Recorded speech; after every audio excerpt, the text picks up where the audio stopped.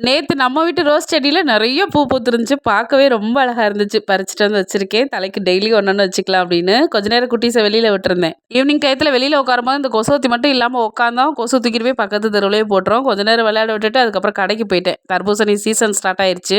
ஒரு பழம் ஒண்ணு வாங்கிட்டு, ஒரு பால் முட்டையெல்லாம் வாங்கிட்டு வந்தேன்.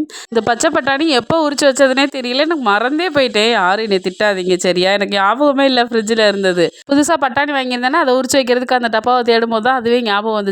எடுத்து பார்த்தா இந்த நிலமையில வேர் விட்டுலாம் போயிருந்துச்சு. நம்ம புதுசா உரிச்ச பட்டாணி நெறைய இருந்துச்சு. அதனால பெரிய டப்பா பார்த்து கொட்டி வச்சுக்கலான்னு அத ஓரம் எடுத்து வச்சுட்டு அப்படியே சமைக்க ஸ்டார்ட் பண்ணியாச்சு. ரசம் வச்சுட்டு எண்ணெய் கத்திரிக்காய் பொரியல் தான் பண்ணியிருந்தேன். சமையல் வேலைய முடிச்சுட்டு கொஞ்சம் வீடெல்லாம் கிளீன் பண்ணியாச்சு. இந்த பட்டாணி உரிச்சு வச்சோம்ல நெறைய இருந்துச்சு. ஒரு பெரிய பாக்ஸ்ல போட்டு கண்ணுக்கு தெரியிற மாரி ஃப்ரிட்ஜ்ல வச்சிருக்கேன். அப்பதான் ஞாபகத்துக்கு இருக்கும் அப்படின்னு.